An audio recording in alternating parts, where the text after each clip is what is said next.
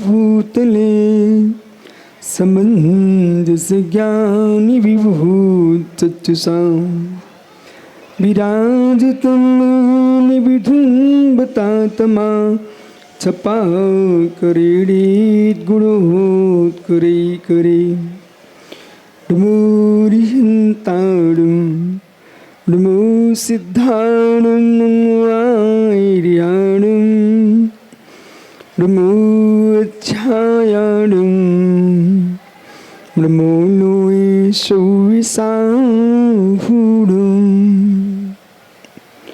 अनंत अनंत परम सिद्ध भगवान की एक भगवान नेमिनाथ स्वामी की एक भगवान महावीर स्वामी की परम पूज आचार्य भगवान समंत्रभद्र स्वामी की परम पूज आचार्य श्री विमल सागर जी सरमती सागर जी मुनि महाराज की परम पूज आचार्य गुरु श्री विराग सागर जी मुनि महाराज की अहिंसामय विश्व धर्म की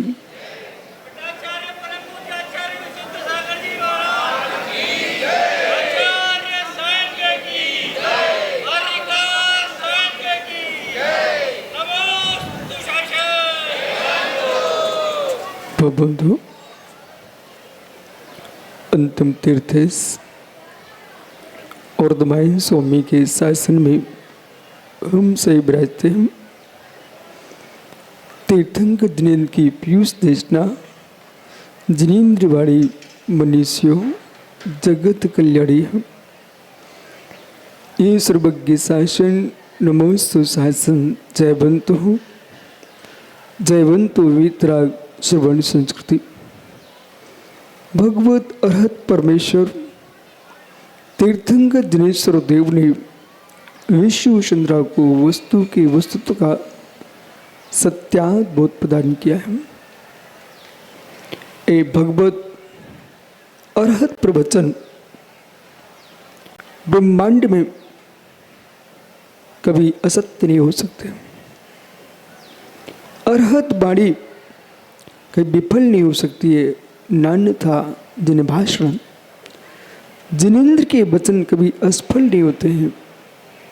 छद्मस्त जीव जिसे नहीं समझता परोक्ष प्रमाण में जो विषय नहीं आ पा रहे हैं वो प्रत्यक्ष प्रमाण के विषय नहीं, ऐसा नहीं है। क्षिप्रा नदी का तट भगवान महावीर स्वामी की तपोभूमि अभय घोष सम्राट की निर्वाण भूमि और भद्रभाव स्वामी की तपोभूमि में बैठ करके आज भगवान से मंदिर स्वामी के केवल ज्ञान में झलक रहा होगा कि एक दिन भी आएगा कि नेमिनाथ स्वामी विशाल जिनालय में विराजमान होंगे। प्रभु के ज्ञान में झलक रहा है कि विशाल संघ कल तक मुनि संघ था, आज चतुर्विध संघ है।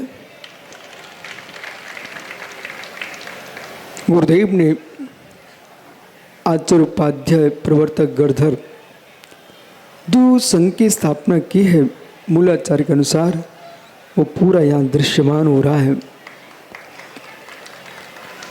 और नियोग देखो, जहां श्रेष्ठ कार्य करने के लिए जा रहे हो, श्री धवला जी में मंगलों की व्याख्या की गई है। वो अभी षटखंडागम की वाचना में लौकिक मंगल, अलौकिक मंगल, निवद्ध मंगल, अनुवद्ध मंगल, चेतन मंगल, अचेतन मंगल, सतित मंगल, अचित मंगल, सारे मंगलों की व्याख्या में वीतरागी दिगंबर मुनि मित्र चत्तार मंगल में एक मंगल है।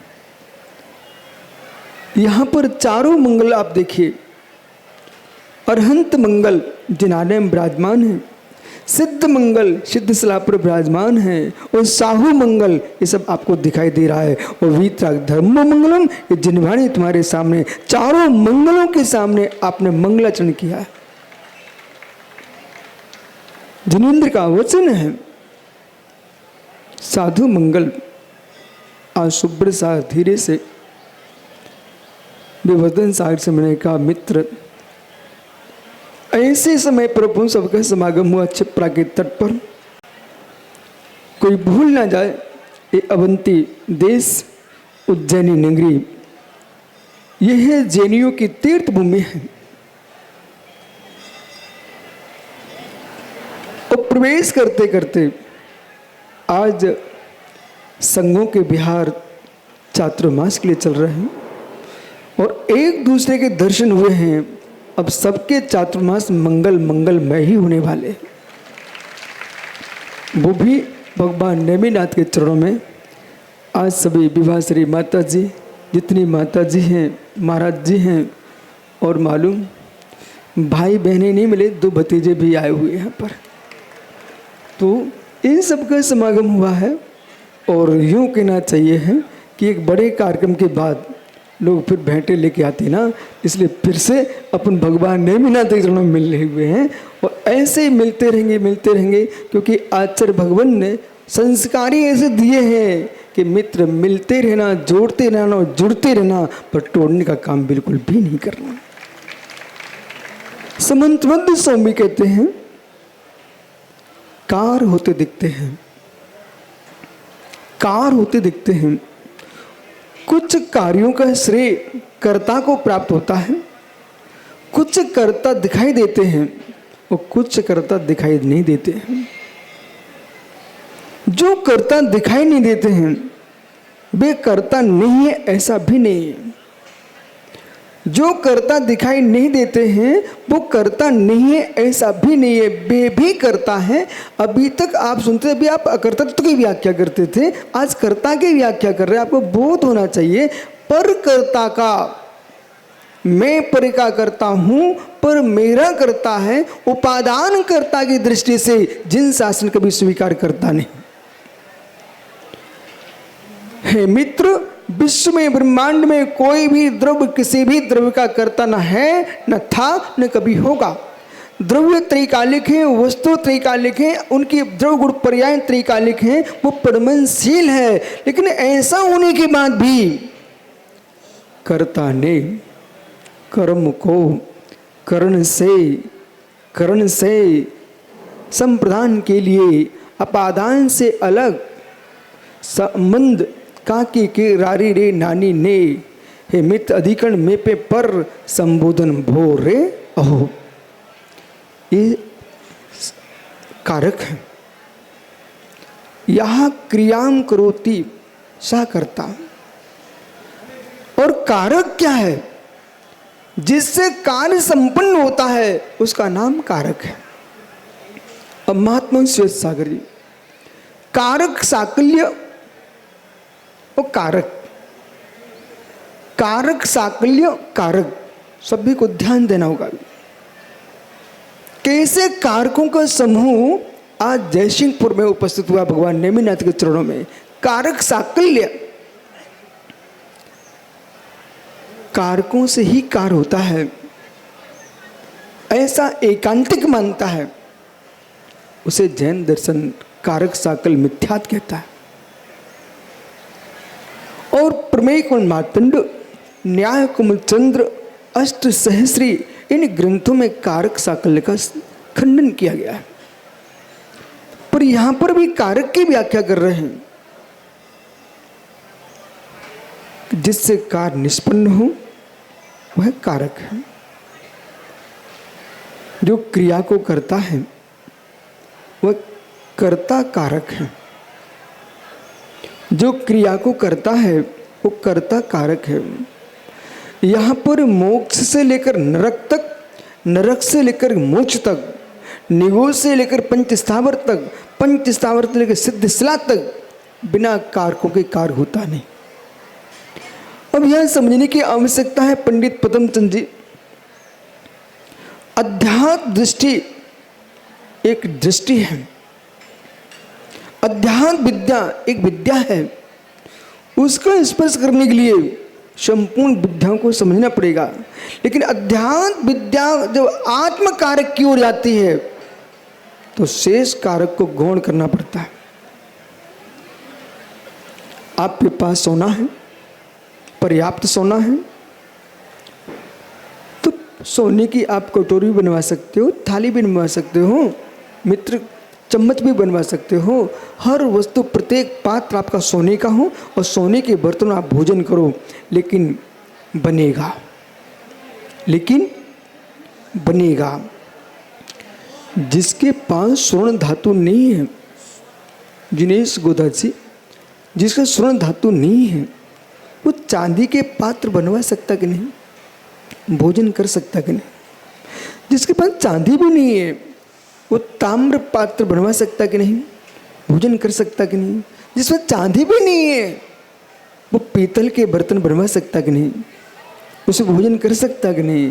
जिसके पास सुपारी पीतल भी नहीं है मित्र, वह स्टील के बर्तन बनवा सकता कि नहीं बनवा सकता है, उसे भोजन कर सकता है कि नहीं कर सकता। पीतल चांदी सोना छोड़िए, स्टील भी नहीं है, वो मिट्टी के पात्र में भोजन बना सकता कि नहीं, वो कर सकता कि नहीं, करवा सकता कि नहीं। ओह मित्र, मिट्टी के पात्र भी उज्जैन में देखो, सोने से लेकर मिट्टी तक सारे पात्र बनते।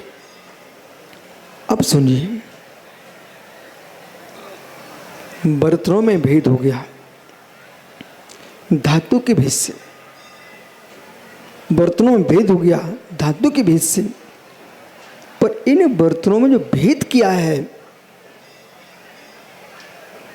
कुंभकार ने, कारक देखिए, कुंभकार ने करता, कुंभकार ने मित्र घट को कर्म हो गया, घट को चके के द्वारा,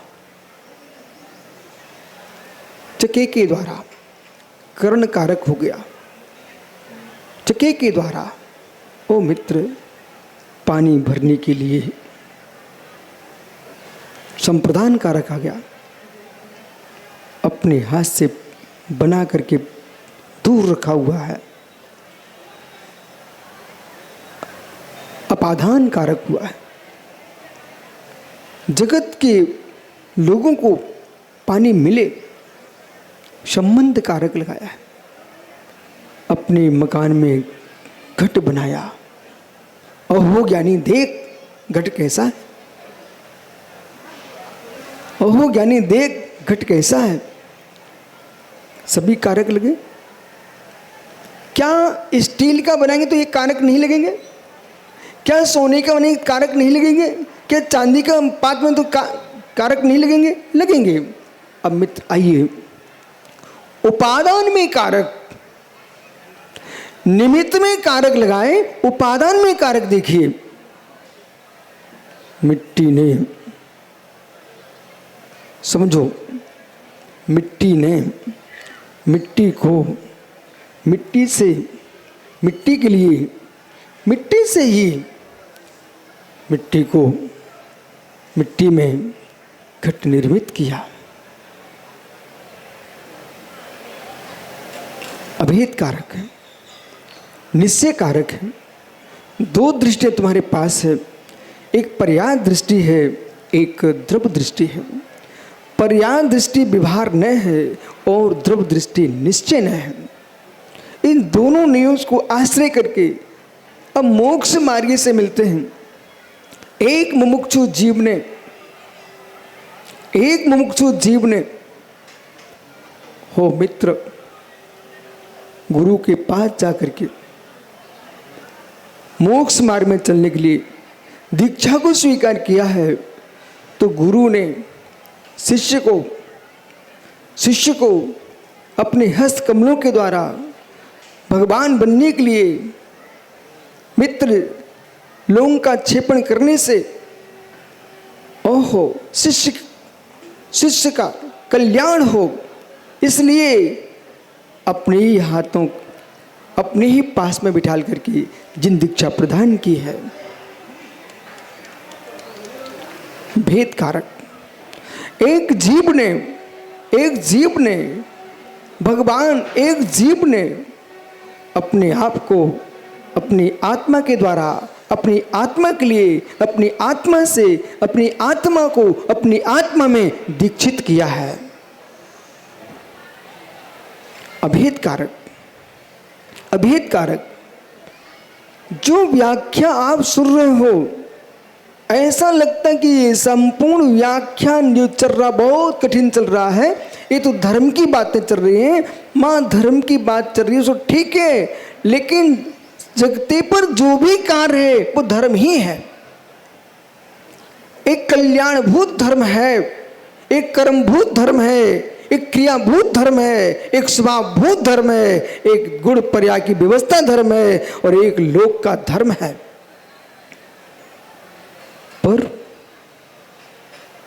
पर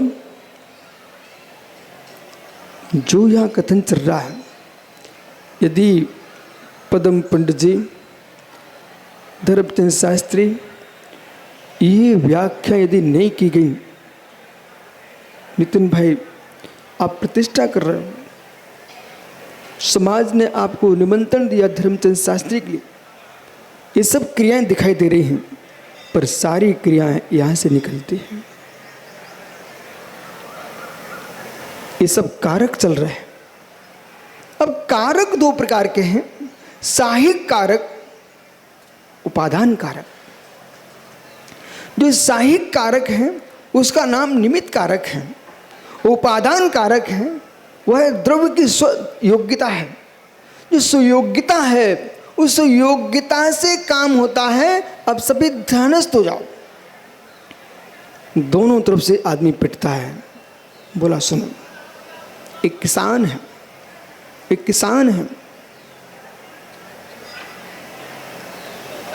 उसने फसल उगाने के लिए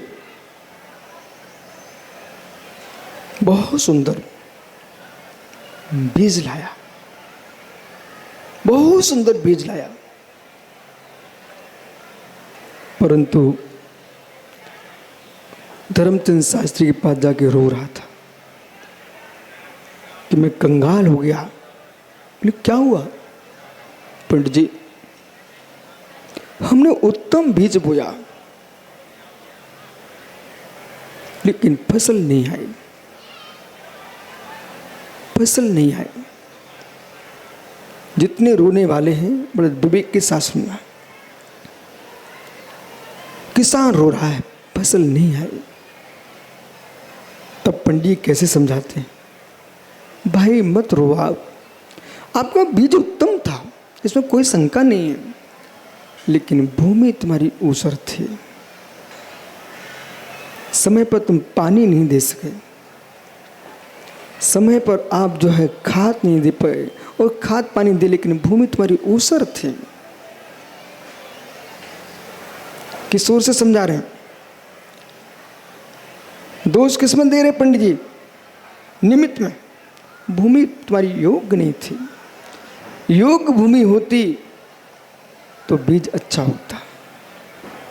मित्र, भूमि उर्वरा थी, भरपूर पानी था, भरपूर खाद था। दूसरा किसान आया पंडित जी के पास, पंडित जी मेरे पास तो सब कुछ था लेकिन फसल नहीं होगी। बोले भाई तेरी भूमि तो अच्छी है, खाद पानी सब तेरे पास है, पर तेरे बीज घुने हुए हैं। बोलो कौन सी बात सत्य है? समय नहीं मेरे पास, कलेक्टर साहब कौन सी बात सत्य है? पूर्व पक्ष में भूमि उर्वरा नहीं थी, ऊसर भूमि थी। द्वितीय पक्ष में बीज घुना हुआ था, तो फसल खेती कौन से पक्ष से लहराएगी? ये उज्जैन के ज्ञानियों को समझ में आना चाहिए। ये भूमि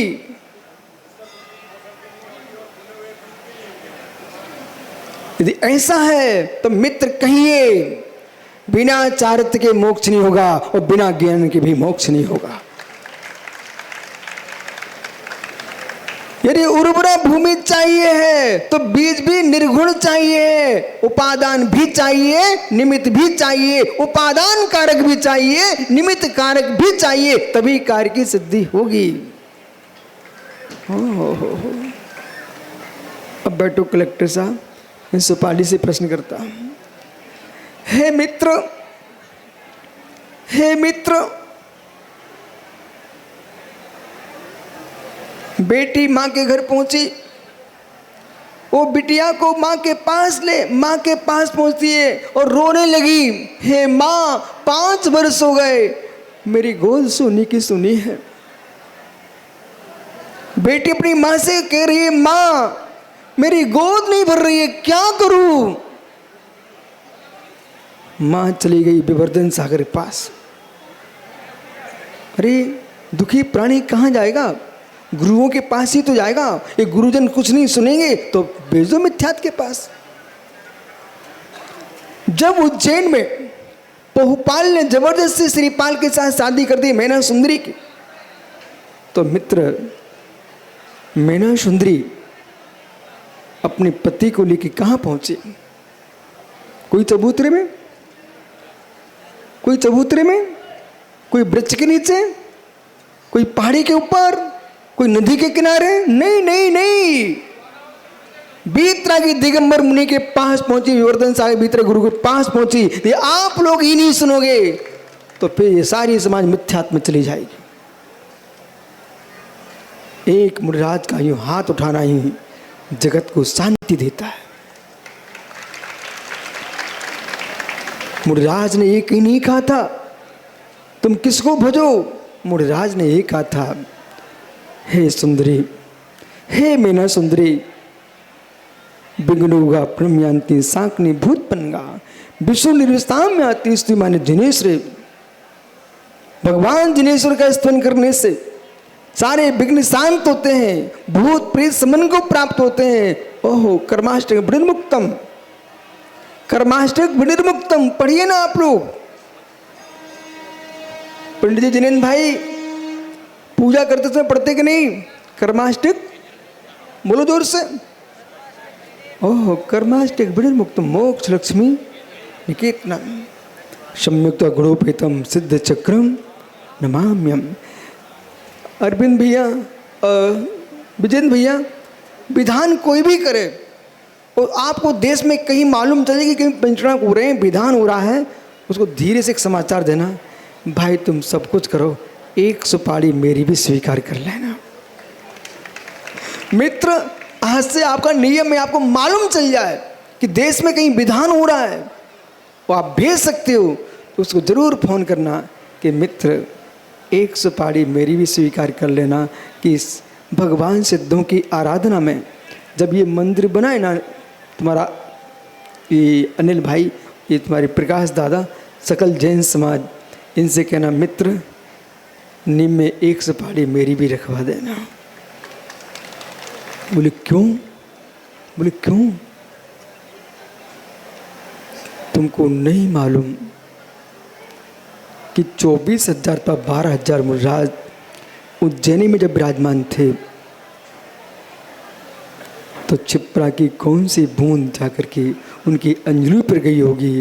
वे मुनिराज मेरे मित्र भद्रवाहु स्वामी, श्रुत केवली महाराज, इतने जो मुनिराज हैं इनके हाथ पर अंजलि में जो पानी की बूंद जाएगी, मित्र क्षिप्रा की पानी की बूंद, यहाँ के कुओं की बूंद जाकर के इन भविष्य के सिद्धों के लिए, जैसे ये वृक्ष के अंदर पानी चला जाए तो मित्र आम्र फल देगा और इन वृक्षों के अंदर चला गया तो मोक्ष फल मिलेगा। तो भैया सबसे तो पहले ये विदिशा वालों से कह दो इनके यहाँ पर विधान होने वाला है। विजेंद्र भैया जरूर कह देना, भैया एक सुपारी मेरी लेके जाना। और जहां ऐसा विचार कर लिया, सुन लो भैया क्या कुछ कह रहा,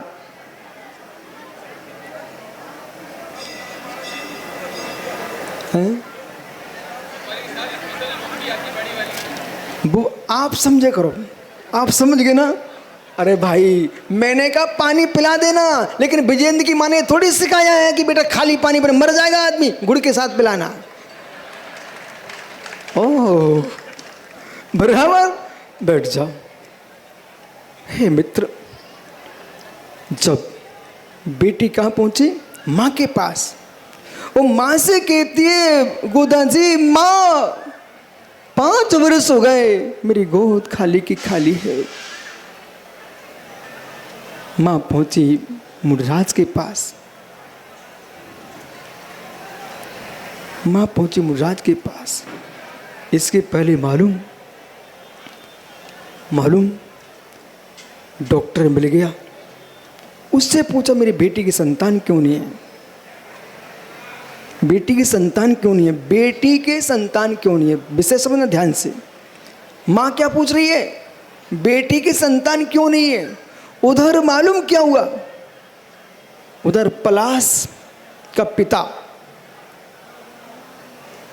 पलाश भी रोते पहुंचा अपने पिता के पास, पिताजी 5 वर्ष हो गए आपकी गोद में पोता नहीं दिखाई दे रहा है। बोले कैसा होगा? तो पलाश की माँ पहुंची प्रवर्तक महाराज के पास। जब प्रवर्तक महाराज के पास पहुंची, बोले महाराज मेरे बेटे की कोई संतान नहीं है, अब विषय पकड़ना।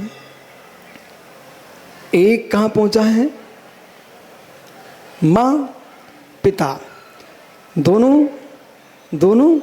अब प्रश्न है उस बेटी के जब बच्चा होगा तो कैसे होगा? पलाश की पत्नी अपनी माँ से कह रही माँ मेरे संतान नहीं, 5 वर्ष हो गए हैं। और पलाश अपने पिता से कह रहे पिता संतान नहीं, 5 वर्ष हो गए, क्या करूं? अब बोलो मित्र किसकी प्रार्थना काम में आएगी? किसकी प्रार्थना काम में आएगी और किसकी योग्यता काम में आएगी? और दोनों ने डॉक्टर को दिखाया।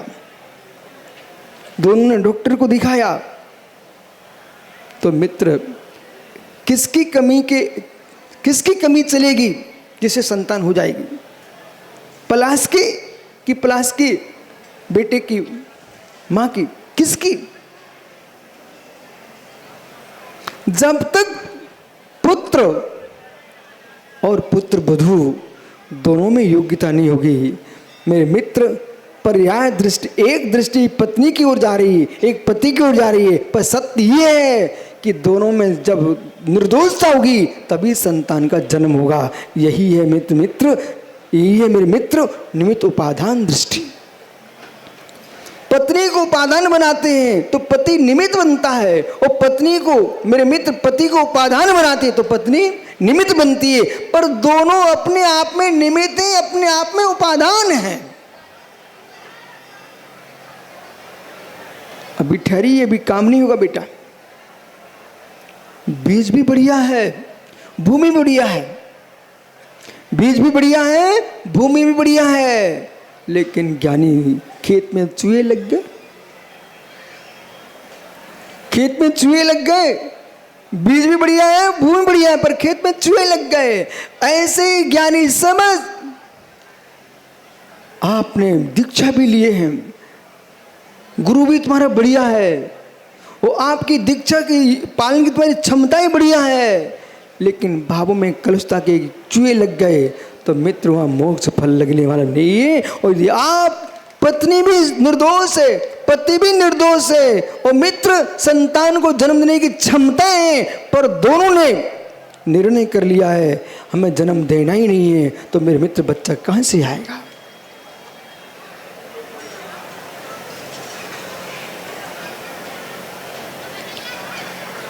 ये सारी बातें इस ग्रंथ में लिखी हैं जो मैं आपको बोल रहा हूं।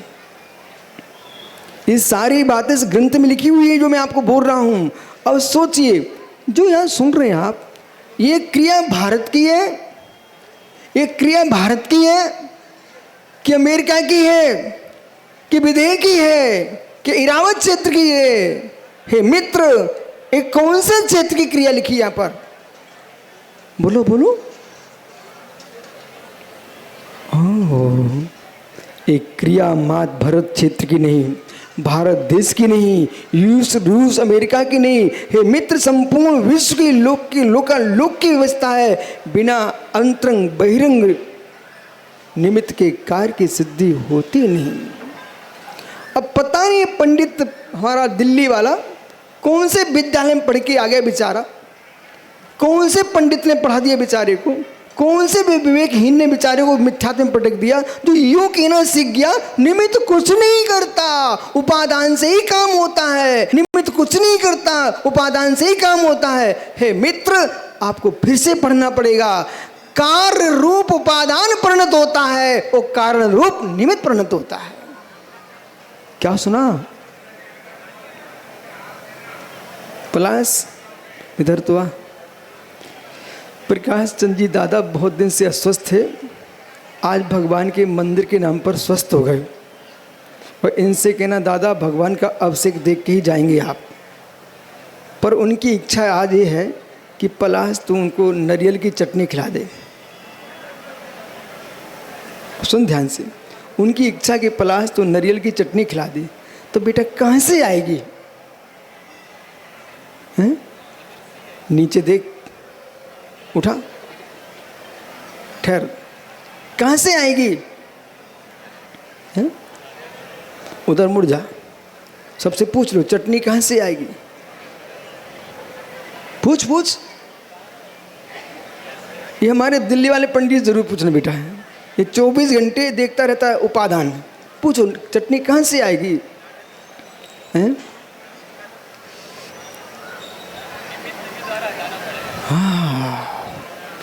हे ज्ञानी, उपादान चटनी का नारियल है तो पकड़ा दो नारियल, बोले चाट लो चटनी,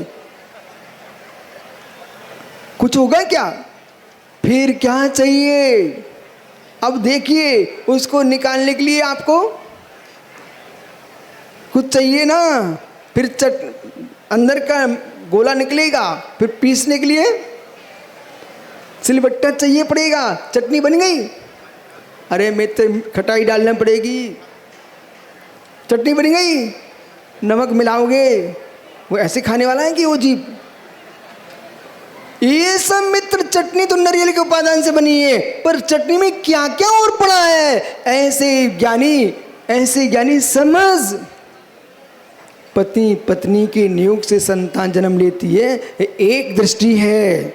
मौसम चाहिए, वातावरण चाहिए, माता पिता का भोजन प्रशस्त चाहिए, उनका संयम चाहिए, उनके स्वभाव चाहिए, भद्रता चाहिए। कालुषता का अभाव होगा तो वर्धमान, महावीर और ऋषभ देव, राम जैसे पुत्र होंगे। यदि 5 दिन की अशुद्धि का भी पालन नहीं किया और ब्रह्मचर्य का पालन नहीं कर सके 5 दिन, ऐसे लोग घर में संतान होगी, वो कमठ होंगे, सुपर्णखा होगी, मंथरा होगी, मित्र कंस होंगे, लेकिन पारसनाथ नहीं होंगे उनके घर में। जिन्हें सीता जैसी कन्या चाहिए, ब्राह्मणी सुंदरी जैसी कन्या चाहिए, उन माता पिता को चाहिए 5 दिन की अशुद्धि में शील का पालन करें। और संतान के गर्भ में आते ही संयम से रहना सीखे मित्र, तब तुम्हारे घर में प्रतिदिन जिनवाणी का पाठ होना चाहिए, नमोकार की माला फेरते रहना चाहिए, न कि बाजार में जाकर के घूमने जाए माँ। हे मित्र, ये पंडित जी को, धर्मचंद जी को सिखाना चाहिए, संतोष को सिखाना चाहिए, झांझरी को सिखाना चाहिए। जो बातें मुझे बताना पड़ रही हैं, ये बच्चा, बेटा सुनो ना, आज के बच्चे माता पिता को मूंछ खींचने क्यों खड़े हो जाते हैं?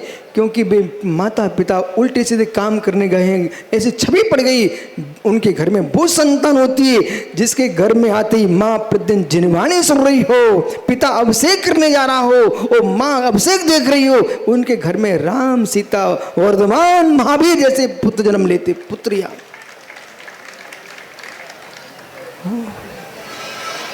इधर देख, कभी सोचता मन में, एक दिन संतान जन्म देने जाने का विचार करो ना, ऐसा सोचना, हे प्रभु, हम तो प्रज्ञा सागर महाराज की सेवा में लगे हैं, इस सेवा का फल मिले तो मेरे घर में ऐसी संतान हो कि मेरे घर की संतान को भी ये देश प्रगान कर सके।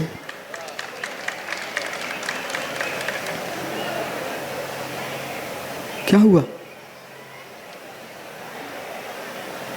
तेरे पिता ने अच्छे से जन्म दिया तो तू गुरु भक्ति में लगा है। बेटा उत्कृष्टता की ओर जाना चाहिए, तुम ऐसी श्रद्धा भक्ति से करो कि तेरा बेटा आके मुनि बने। क्या सुन रहे? यस, ऐसे कुछ नहीं होता है। समझ बालक, पुरुषार्थ करना पड़ेगा। बहिरंग पुरुषार्थ चाहिए, अंतरंग पुरुषार्थ चाहिए, तब कार्य की सिद्धि होगी। बैठ जाओ। चटनी कैसे बनेगी? हाँ? निमित्त से ही बनेगी। ठीक, फेंक दो नारियल को। ये निमित्त से चटनी बनाना चाह रहा है, निमित्त से ही चटनी बनेगी इसकी। तो जब नारियल ही नहीं होगा तो मित्र सिलबट्टा क्या करेगा, क्या पीसेगा? उपादान इसमें नारियल है, बाकी निमित्त है। परंतु पद्मचंद जी शास्त्री, पंडित जी धर्मचंद शास्त्री, इनको मालूम होना चाहिए जो निमित्त है, जो निमित्त है, ध्यान दो, जो निमित्त है।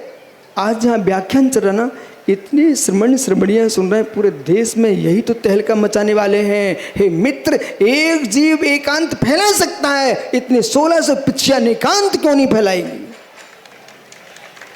ओहो बालक, जो निमित्त है वो पंडित से पूछो वो उपादान है कि नहीं।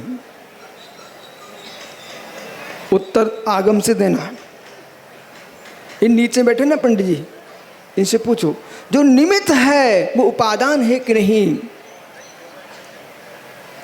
ये प्रश्न ही नहीं है मेरा, प्रश्न तो ये मेरा नहीं, पलाश का।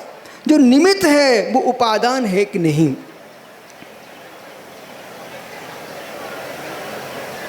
पंडित उत्तर हाना में दो। ये वो पेपर है जिसमें 100 प्रश्न हैं, एक भी गलत होगा तो पूरे गलत कहलाएंगे। अब बोलो, निमित्त जो है वो उपादान है कि नहीं? संतोष पंडित जी आप सहयोग करो। क्यों? बहुत चतुर जीव है, हैं? तो आप बोलो, जो निमित्त है वो उपादान है कि नहीं? हैं? कैसे? देखो पंडित, कल एक प्रश्न चला तो 3 ज्ञानी खड़े हुए, एक को सुमेरु बनाया था हमने, आप तो थे ना, तो आज आप ही फंस गए। जो निमित्त है वो उपादान है कि नहीं? हैं? श्वेत सागर जी, जो निमित्त है वो उपादान है कि नहीं? मेरा मन ये कहता है कि ये मत सोचो कितना विषय आगे बढ़ा है, इसके पहले हिलना नहीं जब तक पक्का ना हो जाए। ये पंडित जी, यदि अनिल को ये ज्ञान ले लेना चाहिए आज से, ये जिनालय की स्थापना करें तो ये ना सोचें एक दिन में 50 मीटर की दीवार बनाऊंगा, ऐसा सोच मत लेना। वो कारीगर नीचे मिलेगा और पूरी मसाला खराब हो जाएगा। एक दिन में वो एक सीधी सीधी 50 मीटर की दीवार बना रहा है। हे मित्र, दीवार पहले थोड़ी बनाता है, फिर वो पक्की कर लेता है, फिर उसके ऊपर उठाता है। कहाँ गए सत्येंद्र इंजीनियर? ऐसे सही है कि नहीं? दीवार पहले पक्की करेगा, सिंचाई करेगा, वो मजबूत हो जाएगी, फिर उसके ऊपर ऐसे ही काम करना भाई। हाँ, पत्थर भी बनाओ ना तो एक दिन में पूरे पत्थर नहीं रखवाना। देखो मैंने कुछ बनवाया नहीं, बनवाऊंगा भी नहीं, पर मैं जानता सब कुछ हूं। इसने रुक्षता बंदा बंदेत को पाणम को उच्चा तत्ता सूत में उमा स्वामी महाराज ने पूरा इंजीनियर का विषय लिखा के रखा हुआ है, लेकिन समझना चाहिए आपको। अब पुनः प्रश्न पंडित जी, निमित्त उपादान है कि नहीं? जिनेंद्र भाई अकेला फंस गया बेचारा, खड़े हो जाओ। पदम सोच रहा है मैं दिल्ली से आया हूँ और एमपी में मुझे पकड़ लिया गया है। नहीं पकड़ा नहीं, तेरे लिए सुधार रहा हूँ मित्र। हैं जिनेंद्र भाई, प्रश्न ये है निमित्त उपादान है कि नहीं? कैसे? पहले सुन लो, समझ लो। ये नारियल से चटनी बनने वाली है और प्रकाश दादा खाने वाले हैं, ठीक है, पर ये बनाने वाला है। अब स्वयं बनाए, अपनी माँ से बनवा के लाए, अपने बेटे की माँ से बनवा के कहीं से भी लाए। लेकिन प्रश्न है, ये नारियल उपादान ही कि निमित्त? उपादान है। तो निमित्त क्या है?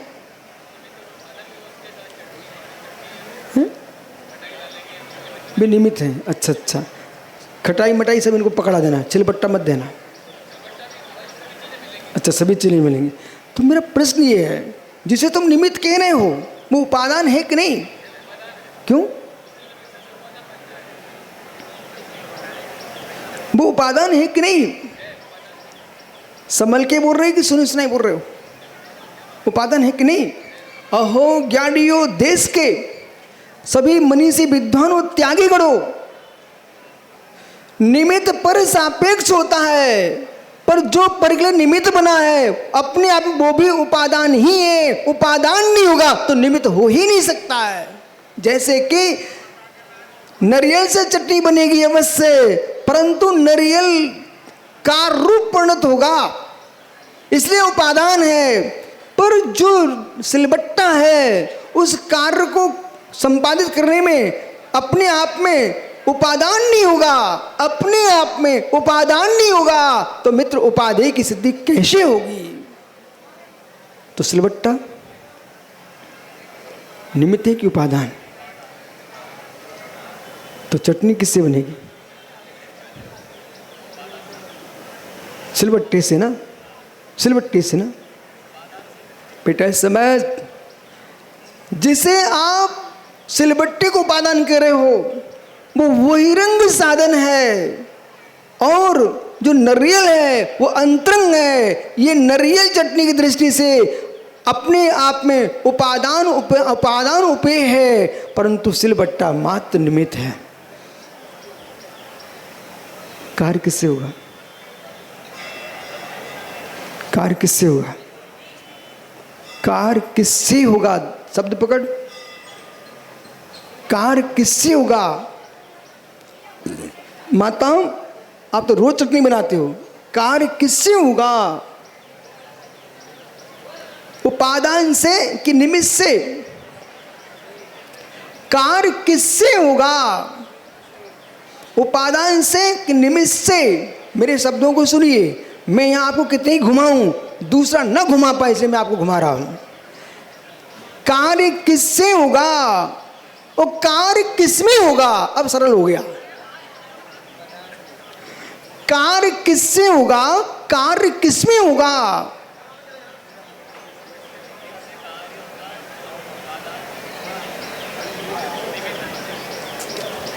फिर से सुन, कार्य किससे होगा, कार्य किसमें होगा? जोर से बोल भाई। अच्छा, और वाह, गलियों में घूमने वाला बच्चा इस समय सार की भाषा बोल रहा है, देख लो 1 घंटे नहीं हुआ भी। बिल्कुल सही बोल रहे हो, जोर से बोलिए। हमारे सुपाढ़ी को सुनने को मिले, और जितने देश में त्यागी मुनिगण हैं, विद्वान हैं, पद्मचंद जी से इनको सुनाई को पड़े, बोल जोर से।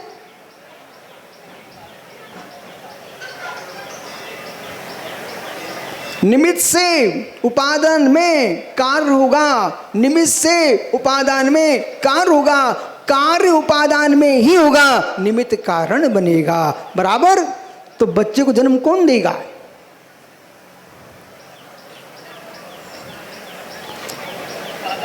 इसके पिता के घर में लड़का पलाश का हो जाता है, उसकी पत्नी अपनी मां के घर में जाती तो लड़का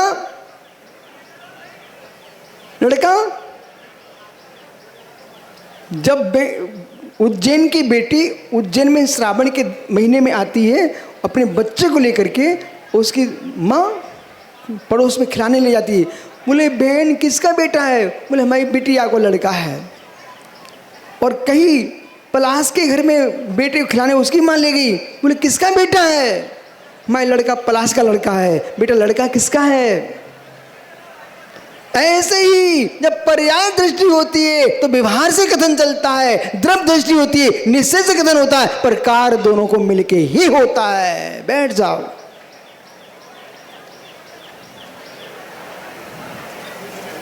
इतनी छोटी सी बात पर मालूम प्रकाश दादा, इतनी छोटी सी बात पर हम 8 वर्ष की उम्र से झगड़ा सुन रहे थे।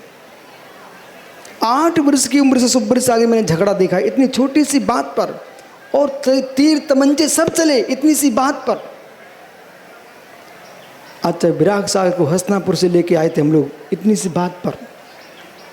ओहो हो, विनम्र सारे पिताजी को गोली लगी थी इतनी सी बात पर। तब मैंने निर्णय किया था, समय आने दो, आगमों को पढ़ूंगा और देखूंगा ये तमंचा किस बात पर चल रहा है, अखंड समाज में टुकड़े किस बात पर हो रहे हैं। मालूम चला अज्ञानता से झगड़ा हुआ है, ज्ञान में कोई झगड़ा होता ही नहीं। अब सुनिए भैया, क्षीर सागर ये लोग क्या सोच रहे होंगे, महाराज जी कहाँ से बोल रहे हैं। इसलिए लोगों को चाहिए है मूल आगमों का अभ्यास करें, मूल ग्रंथों का पठन पाठन करें। शंभु स्त्रोत जैसे महान ग्रंथ में ये सारी व्याख्या हो चुकी थी। ये विषय तुम समय सार में खोजने मत जाइए, ये विषय शंभु स्त्रोत में ही मिल जाएगा। इथिक साकार की मत सिद्धे समीति से सुखाय कार्यक्रम तथैव सामान विशेष मात्रिका न्यास वेष्टा गुरुमुख कल्पतः। ये सूत्र कह रहा यथेक साकारक अर्थ सिद्धे, यथेक साकारक अर्थ सिद्धे, एक कारक से अर्थ की सिद्धि नहीं होती। समय शेषम सहाय कारकम, हाँ जब आप ऐसा कहें कि यथेक सा कारक मत सिद्धे, एक कारक से अर्थ की सिद्धि होती है। समय शेषम सुसहाय कारकम, शेष सहायक कारक हैं, एक कारक से सिद्धि होती है, मतलब उपादान। चटनी किससे बनेगी भैया, चटनी किससे बनेगी, नारियल से ना, किसमें बनेगी, नारियल में ना। फिर से बोलिए किससे बनेगी, नारियल से बन जाएगी। पानी नहीं चाहिए, नमक नहीं चाहिए, खटाई नहीं चाहिए, धनिया नहीं चाहिए, मिर्च नहीं चाहिए, अरे बढ़िया से बढ़िया चटनी चाहिए। ओहो, उंगली भी चाटने लग जाए तो सब सामग्री चाहिए। एक चटनी के लिए सारी सामग्री चाहिए, तो निज भगवान आत्मा को भगवान बनाने के लिए विश्व की संपूर्ण सामग्री चाहिए। तदेतन मूल हेतु कारणम से कारकम यदि बाह्यम देश कानादि तपस्या बहिरंगकम। ध्रुव क्षेत्र काल भाव चाहिए। क्या मेरी आत्मा भगवान होने की योग्यता नहीं है क्या, माताओं, मेरी आत्मा भगवान होने की योग्यता नहीं है क्या, मैं मुनि नहीं हूं क्या। जब मेरी आत्मा भगवान होने की योग्यता है तो मेरा मोक्ष क्यों नहीं हो रहा है, मां बोलो ना। ज्ञानियों, ये महाराज जी गोपाचल के ग्वालियर से, जहाँ अनेक कोटि कोटि मुनि मोक्ष गए हैं, बगल में सोनागिर है मित्र, इनकी आत्मा भगवान होने की क्षमता नहीं है क्या। है तो पक्का, लेकिन रत्नात्रय भी धारण किया है, मुरराज भी हैं, मुमुक्षु भोपाल यानी सुरराग्नि, मुरराज भी हैं, योग्यता भी है, लेकिन क्षेत्र वही है भरत भूमि, काल नहीं है, काल नहीं है। ये सामने कौन सा वृक्ष है पंडित जी,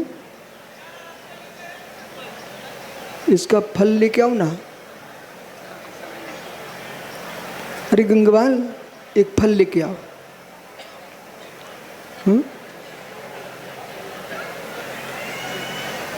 पीपल का फल लेके आओ ना।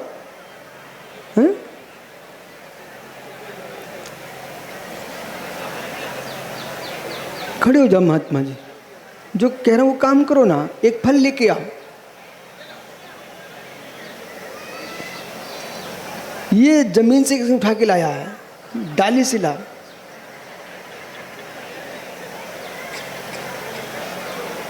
आपको मालूम है ये फल कब आती पीपल में,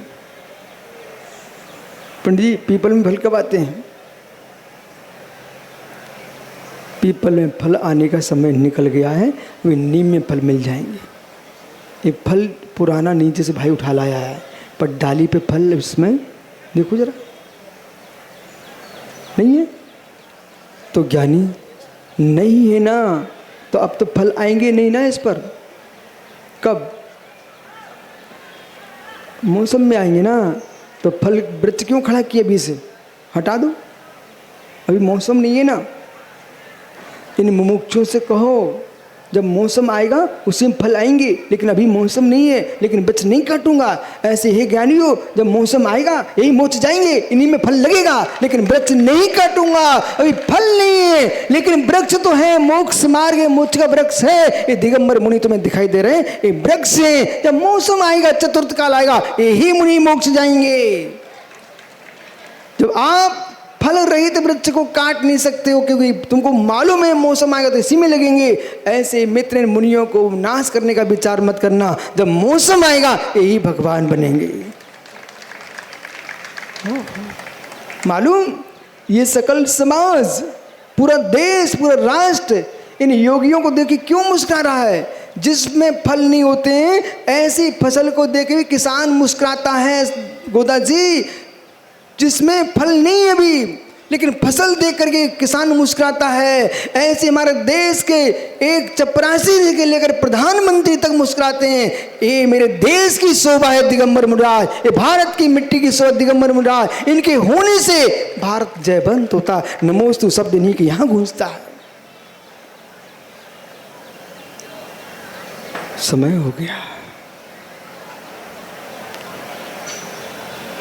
पंडित जी ठीक है, मुनिराज मोक्ष जाएंगे तो माताजियों की सेवा क्यों करूं?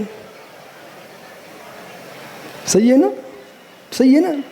हे मित्र, आपको मालूम होना चाहिए है श्रमण धर्म चतुर्विध संघ है, इसमें एक को भी हटा दोगे तो चतुर्संघ का नाश हो जाएगा। अरे ज्ञानी समझो ना, समझो ना। आप तो जैन कुल में जन्मे, वस्तु तत्व को समझते हो। जो वस्तु स्त्री पर्याय में है वो वस्तु पुरुष पर्याय में आ सकती कि नहीं? किसके बल पर? आर का दीक्षा के बल पर। मित्र, ये साक्षात भगवान बनने वाले हैं, तो परंपरा से वो भी जीव भगवान बनने वाला है। इसलिए ऐसा नहीं होता है। माँ, वो मंगोड़े जानते हैं? मंगोड़े, अब आप लोग तो उज्जैन में मालवा में रहते हैं। मंगोड़े, मंगोड़े, अच्छा। तो दाल तुमने पीस के रखी हुई, कुछ मंगोड़े बना लिए हैं, कढ़ाई में तल के रखे हुए हैं, और कुछ दाल पिसी रखी है। तो मंगोड़े खाते तो वो दाल बाकी जो बचे तो फेंक देना चाहिए ना। क्यों?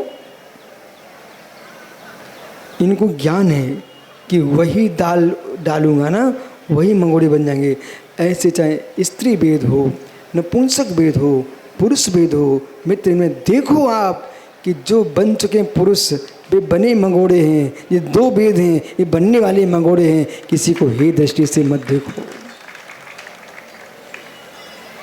पर कच्ची दाल को खाया भी नहीं जाता। नहीं तो श्वेत सागर क्या गुरुजी आप ही तो कह रहे हो बनने वाले मंगोड़े हैं, तो वो दो मंच क्यों बनाए? इसी मंच पे बिठा लेते ना माता जी को, इसी मंच पे बिठा लेते ना माता जी को।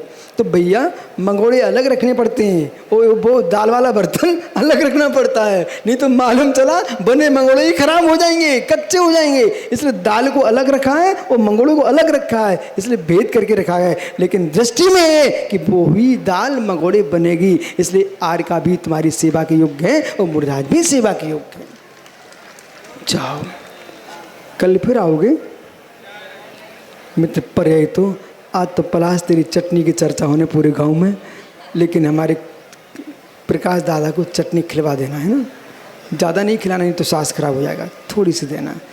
और दादा से कहना, दादा हो सकता कि नेमिनाथ के चरणों में चढ़ा द्रव्य का नियोग बन गया, वो आपको चटनी खाने से हमारे सारे रोग ठीक हो गए। व्यक्ति प्रसन्न हो जाए और प्रसन्न कर दो, आधे रोग वहीं समाप्त हो जाते हैं।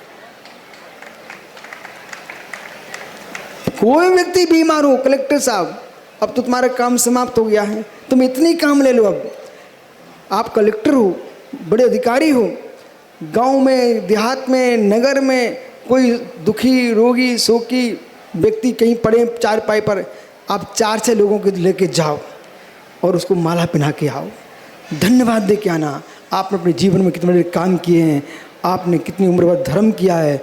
मालूम, ऐसा करने से उस आदमी के अंदर शक्ति उत्पन्न होगी और जो कल जाने वाला होगा 5 साल और जी जाएगा। करोगे ऐसा? बहुत बढ़िया। नमोकार जरूर सुना के आना है। बैठ जा ज्ञानी। अपने जीवन में नियमित उपादान की जो चर्चाएं हैं, आध्यात्मिक हैं, आगमिक हैं, सिद्धांतिक हैं और पूर्व व्यवहारिक हैं, परमार्थिक हैं। और कार्य की सिद्धि के लिए, एक कार्य की सिद्धि के लिए अनेक कारण चाहिए, पर कार्य तो उपादान में ही होगा। कार्य तो उपादान में ही होगा, इसे भूल नहीं जाना चाहिए। अधिकरण जो होगा प्रधान वही होगा। शेष आगे विचार करेंगे। भगवान महावीर स्वामी की आत्मा स्वभावम परिभाव भिन्नम, आत्मा स्वभावम परिभाव भिन्नम। आत्मा का स्वभाव पूर्वज भिन्न महावीर स्वामी की